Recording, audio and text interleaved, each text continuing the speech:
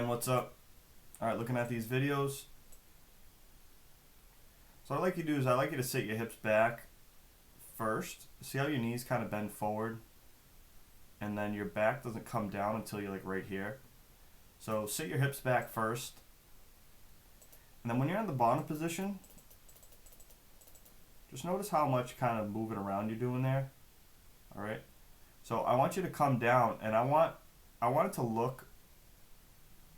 look completely motionless at the bottom, as if I'm looking at a picture, okay?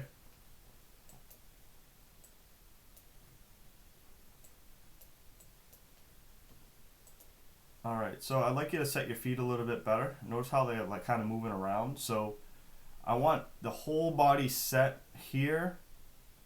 Don't set your feet after you unrack it. Don't set your feet after you unrack it. Set your feet before you unrack it, okay? And when you're in this pause position, I want everything as tight as possible, okay?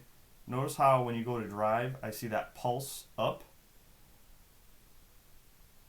So I want that tension before you start the lift, okay? And as you pause, we're generating more and more tension.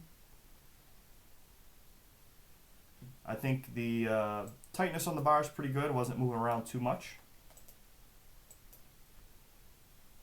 Alright, so on these deadlifts, okay, I want you to notice what happens when you start. Notice your back angle first. Notice how when you initiate, your hips come up, and then when you pause, you raise your chest up right there. So essentially what I want to see is, I want to see from here, look at where your arms are, and look at your back. So essentially I want you to pause right about with that back angle right there, alright?